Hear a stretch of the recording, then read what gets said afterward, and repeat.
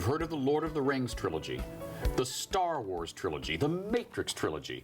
Now, coming to a theater near you, the Bette Davis trilogy, courtesy of our next guest, director, writer, Billy Clift. Why, thank you. So what gave you the idea to do a trilogy of homages, I guess you would say, to Bette Davis? And where are we in that trilogy? We are in the second one, but we all already have scheduled the third one. So the first one was, for people who have it... Baby Jane. Right. Baby Jane, which I'm very, I think it was an amazing film, if I don't say so myself. Right. And now we're at Hush Up, Sweet Charlotte. And then the third one, even though it's not written yet, is... Dead Ringer. Right. So I asked you in the green room before we started this interview, were you as a child obsessed with Bette Davis? I did. I think whatever happened to Baby Jane was it was just one of those films I would watch over and over again. I was always excited when it was on TV at the, it was like when you got out of school, there was the $6 Million show or something like that. Yeah. You know what I mean? Yeah. And I would sit there and watch that and would be so excited when it come on again. And then, of course, as I became a teenager, it would be playing like at the New Art in L.A., and so I'd go and see it there. Right. And I just became totally obsessed. So no, I know it's a great hulking cliche, but what is it about Bette Davis and gay men? I think it's the one-liners, it's the strength that they have, able to come into a room and just say something, and you all go, oh, and I think that just clicks with our sensibility. Yeah, what's your favorite Bette Davis film?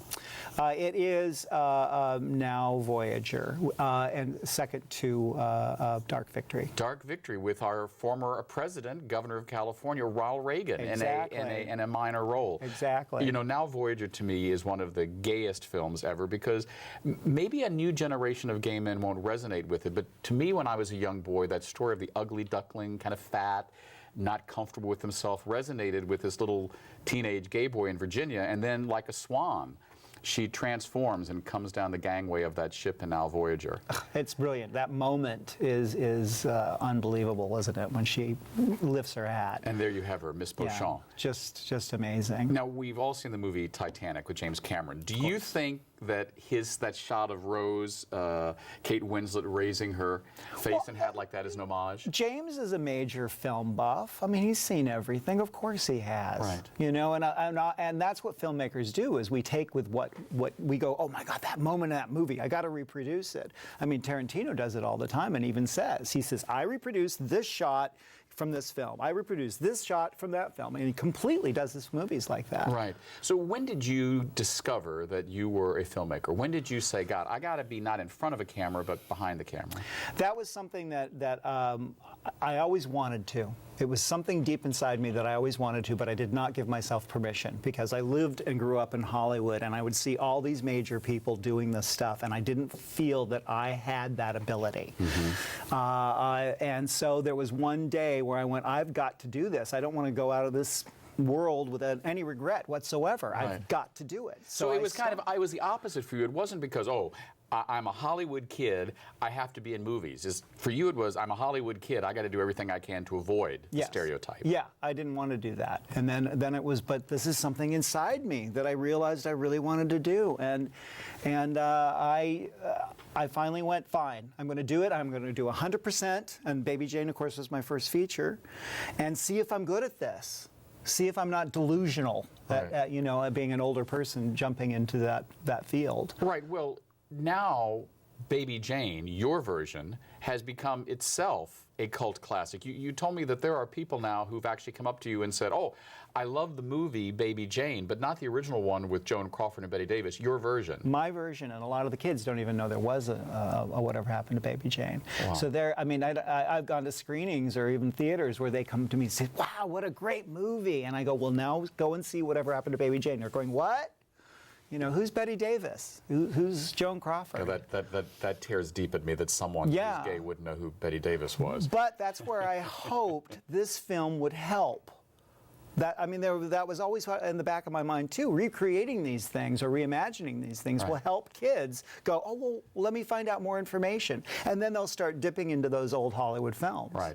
Now, the film that you have made now that is debuting on a ship, I think this may be I can't imagine it's the first movie ever to debut on a cruise to Alaska, but But this is. So yeah, this is. yeah.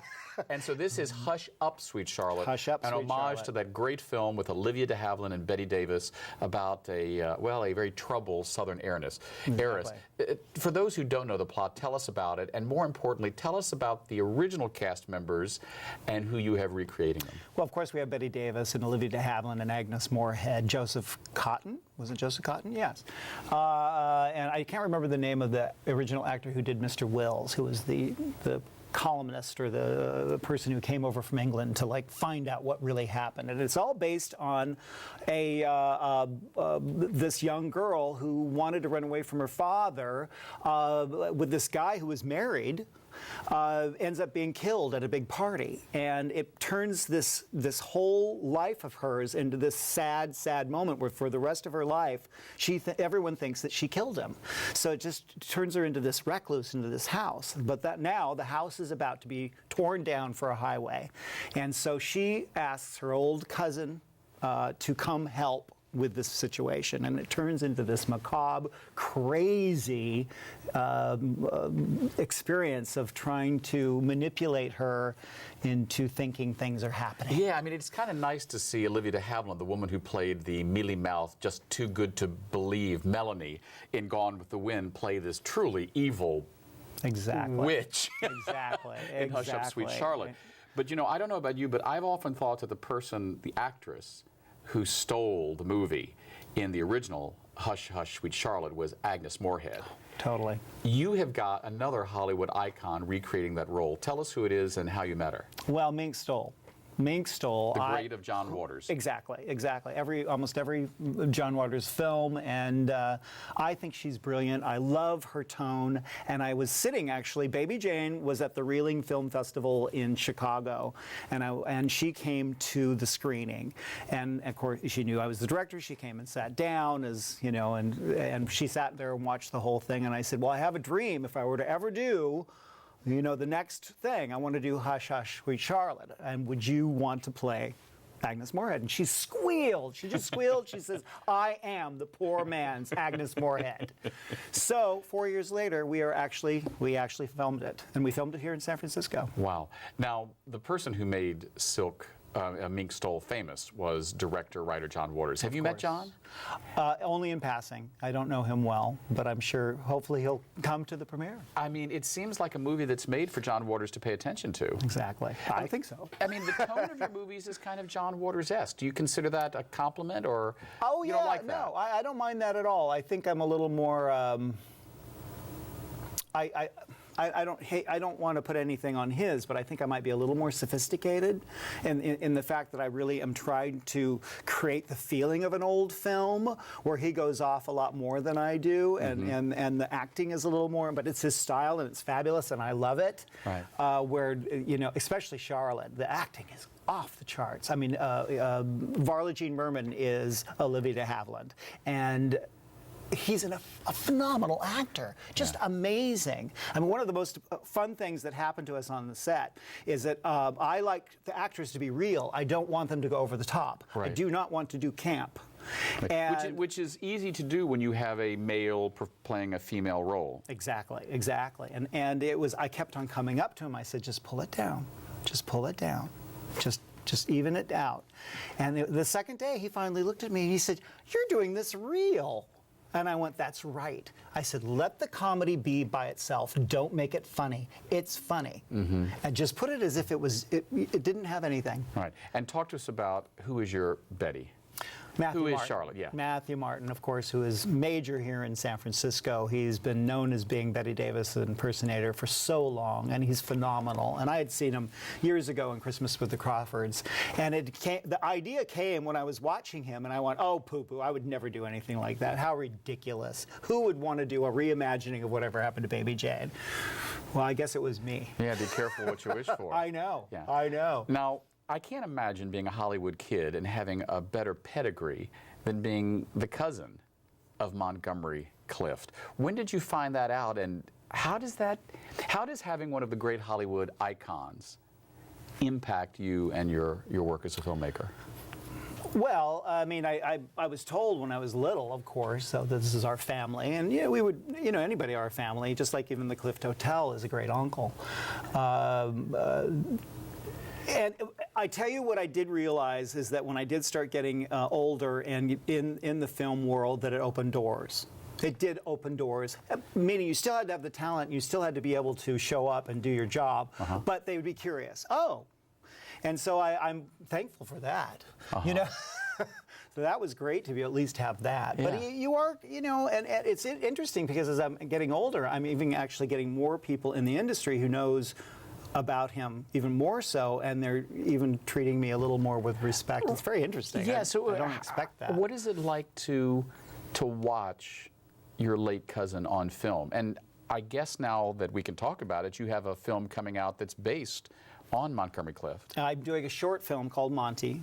I just shot it this weekend, 2 days of 17-hour, working. And we have Judy Garland, Elizabeth Taylor, Marilyn Monroe, John Huston are all part of this little short film. That is I'm taking this to help me raise financing for the large picture. And I knew that I needed to show them what I was doing because it's not linear, it's a little abstract without doing too crazy, because it's all based on the last day of his life and him remembering crucial moments of his life, like the accident and interviews that he had, and having moments with Marilyn. I just picked these moments. His favorite singer was Judy Garland, and his other one was Ella Fitzgerald.